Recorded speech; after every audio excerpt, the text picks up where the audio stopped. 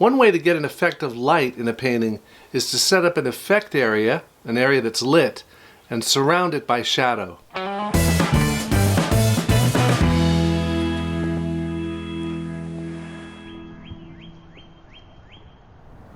I'm here at the farm today. It's about 40 degrees Fahrenheit, and I brought along a panel that's been primed with a dark gray on the outside with a light warm color on the inside. This is primed in CASEIN, and I'll paint over this in CASEIN. I've painted my my palette surface, instead of white, it was kind of stained with kind of a pinkish color, so I just sprayed it with a gray primer. I'll see how that works. That'll be interesting for mixing opaque colors on a gray surface rather than a light surface. I want to limit the colors to the fewest possible that I really need. So I have titanium white, golden ochre, which is like yellow ochre, cadmium orange, cerulean blue, ultramarine blue, black, and raw umber.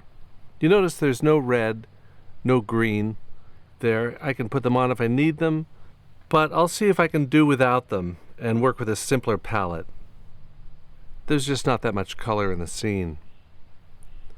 I'm using a water-soluble colored pencil to sketch in the main lines of the picture. I want the area of the light spilling onto the snow to more or less coincide with that light area in my underpainting.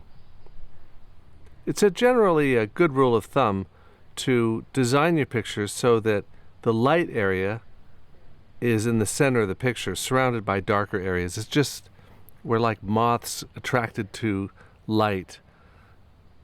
And having that area in the middle of the picture is always attractive. So that far distant light area, I think I'll darken. And instead here, as I focus in on the color, I want to start knocking in some of the shadow areas, which means here painting over some of those light tan golden areas that were in the underpainting.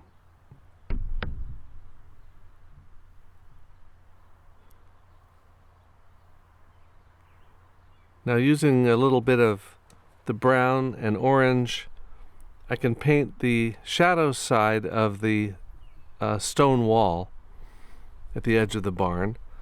This is picking up some of the reflected light from the illuminated area of snow, as are the two big trees and some of the fences that we see in the distance.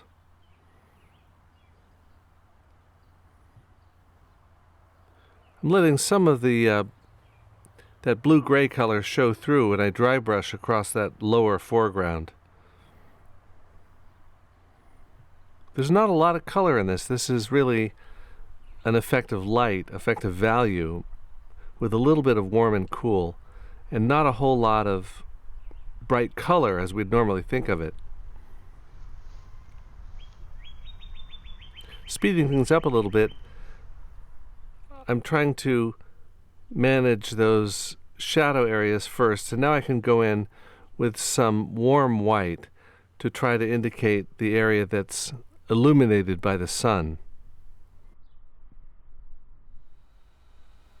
This brightly illuminated area is often called the effect area, and it's often the feature of the picture which will attract the attention of the viewer.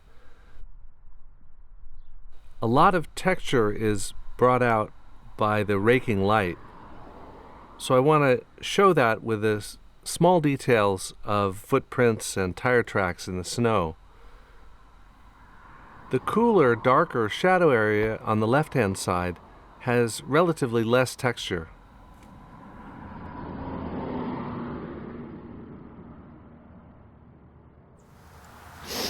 Now this thing is for reflecting light onto the surface of the painting, and as you can see, it makes a big difference in getting light there. Now, speeding things up, I'm working back and forth between that light area, the effect area, and then some of the darks, and some of the details like the fences and the trees in the distance.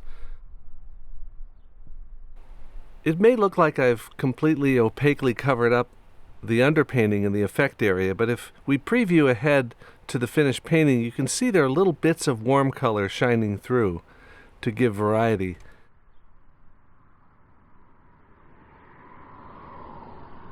And the way I accomplish that is just to be careful not to be too opaque or too total in my coverage of the underpainting.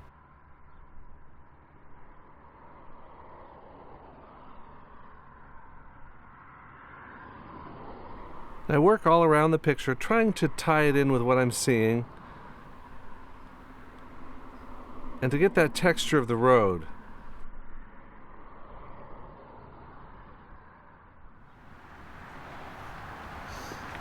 This is a farm road. Not many cars drive by, but a few do.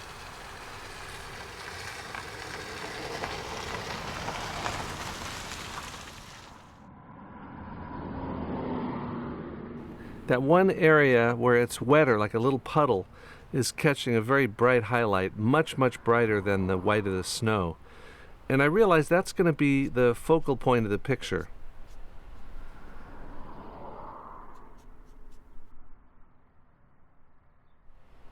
Because the picture kind of comes down in a triangular way to that point in the center foreground of the picture.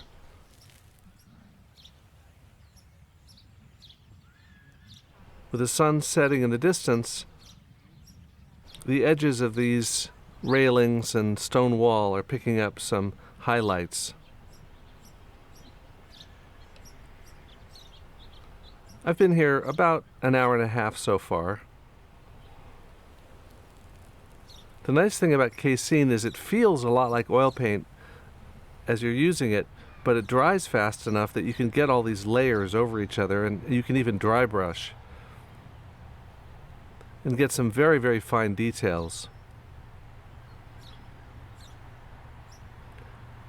As I move to this stage of the picture, you can see I'm using finer brushes, and I can even use some chalk. This is new pastel, and I can use white and yellow to increase that flare effect. So this has been an interesting experiment to try to work in CASEIN on a gray-toned palette.